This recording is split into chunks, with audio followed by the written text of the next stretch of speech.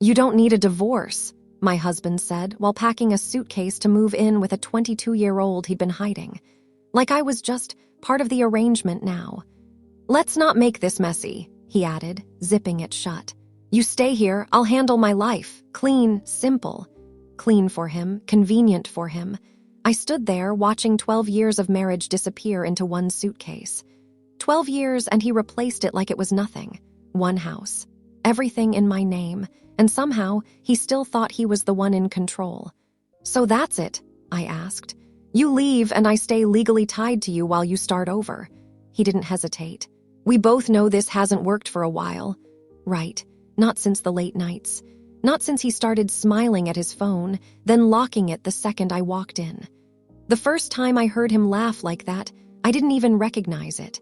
I should have reacted, should have fought. Instead, I nodded. "You're right." His shoulders dropped, just a little, relief.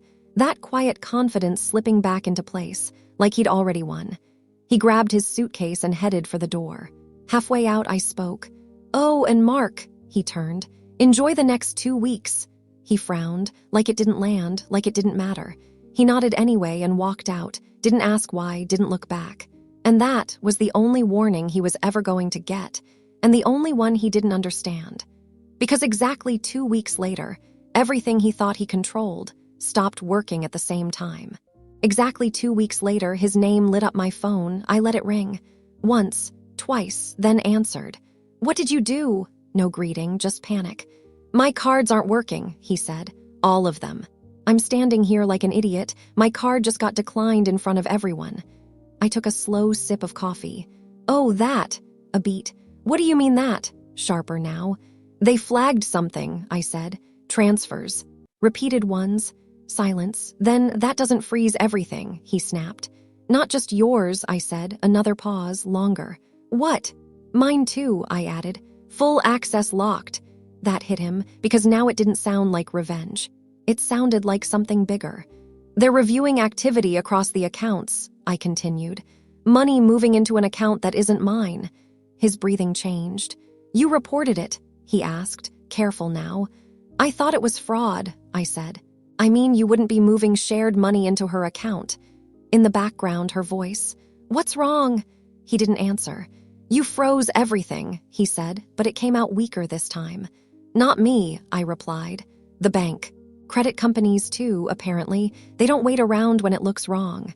"I'll call them," he said quickly. "I'll explain." I leaned back slightly. "Explain what?" Nothing, because there wasn't a version of this that sounded clean anymore. Another pause, longer this time. For the first time, he didn't interrupt me. "Olivia," he started, quieter now. I didn't respond. I just listened. And for the first time in 12 years, he sounded unsure. Because by the time he tried to fix it, it wasn't just his accounts being reviewed anymore. It was everything connected to his name. The doorbell rang. Right on time, I didn't rush, didn't even check the camera. I already knew who it was. "Hold on," I said into the phone. Mark didn't respond this time. No anger, just silence. Listening, waiting. I opened the door. "Mrs. Barrett," the officer said, holding up his badge. "Yes, I'm here regarding the financial report you filed." I stepped aside. "Of course, I've been expecting you." He walked in calm, scanning the room once before taking a seat. Professional, unbothered, like this wasn't unusual, because for him it wasn't. "Olivia, who's there?" Mark's voice came through again. Lower now, controlled, trying to understand before reacting. "Just someone helping me sort things out," I said. No rush. No pressure in my tone. The officer opened the folder I handed him. Everything was already prepared.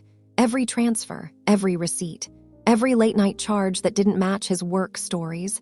Dates aligned too cleanly, patterns too consistent. "There are multiple transactions here," the officer said, flipping a page. "Same destination." I nodded. "It's very easy to trace where it went." Silence, longer this time, on both ends. "You involved the police?" Mark asked, not loud, careful. "I reported what didn't make sense," I said. "What happens after that isn't really up to me." Another page turned, slower, more deliberate, the kind of pause that means something's already adding up. "I can explain it," Mark said quickly. "It's not what it looks like." No one asked him, not me, not the officer. In the background, her voice again, louder now. "What's going on? Why aren't you saying anything?" He still didn't answer. "You need to stop this," he said finally. But there was no weight behind it, no control, just urgency. "I can't," I said. The officer closed the folder halfway, not finished. "Just enough." "Mrs. Barrett," he said, "we may need to escalate this further." I nodded once. "I understand." On the phone, nothing. No interruption, no argument, no control. "Olivia," Mark started, then stopped. Didn't know what came next. Didn't know what to say anymore. And for the first time, he didn't sound like himself. Because by the time he realized this wasn't just a report, it had already reached someone he couldn't afford to explain it to. He didn't call again that day, or the next, which told me everything. He wasn't trying to argue anymore, he was trying to fix it. By the third day, I started getting updates, not from him, from other people.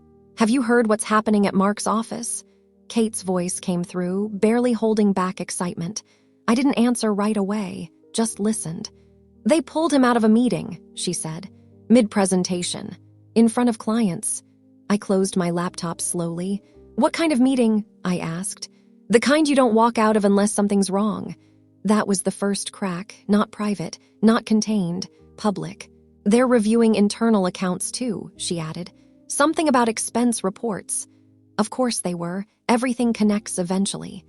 Later that afternoon, my phone lit up again. "Mark," I let it ring, then answered. "Tell them it's a mistake," he said immediately. No anger this time, no control. "Just call them and clear it up." "Who?" I asked. "The bank, the firm, whoever you talked to," I leaned back. "I didn't talk to your firm." Silence. Short. "Sharp, they know?" he asked. I didn't answer that, because now he was starting to understand how far it had spread. "You're going to ruin everything," he said, not as a threat, as a realization. I glanced at the folder still sitting on the table, untouched since the officer left, everything already in motion. "I didn't do anything," I said. "I just didn't stop it." "You think this helps you," he said quickly. "If I go down, you go down too." There it was, the last attempt. Pull me into it, make it mutual, messy. I smiled slightly. "Mark, everything you moved," I paused, let it land, "came from accounts with your authorization." Nothing from me, nothing tied back, nothing shared the way he thought it did. "You planned this," he said, quiet now, finally seeing it, not reacting, understanding. I didn't confirm it, didn't deny it. Across the line, no background noise this time, no voice asking questions, no interruptions, just him, alone in it. "Olivia," he started again, but this time he didn't finish, because there was nothing left to say. And for the first time, he wasn't trying to fix it anymore. Because by the next morning, someone else made a decision about his future, and he wasn't part of it. By morning, it was already decided. My phone buzzed once, a message from my lawyer. He signed, no delay, no negotiation. Another message came through an hour later, access revoked, effective immediately, not from the bank, from his firm. Around noon he called, I let it ring, then again. The third time I answered. "Olivia," his voice was lower now, worn. "They let me go," he said, a pause. "They walked me out." I didn't respond. "I lost everything," he added, flat, like he was hearing it himself for the first time. In the background, nothing, no voices, no movement, no one left to hear it. "I can fix this," he said after a second, but it didn't sound real. I looked around the room, bright, quiet, untouched. "You already did," I said. Silence. Then the line ended, not slammed, not dropped, just gone. That was the last time he called. Weeks passed. The house stayed exactly how I wanted it. No noise, no tension. Everything he tried to hold onto was already gone. He walked out thinking it was his decision. He didn't lose everything in the end. He lost at the moment he walked out. Please subscribe to our channel and tell us in comments from where are you watching this video.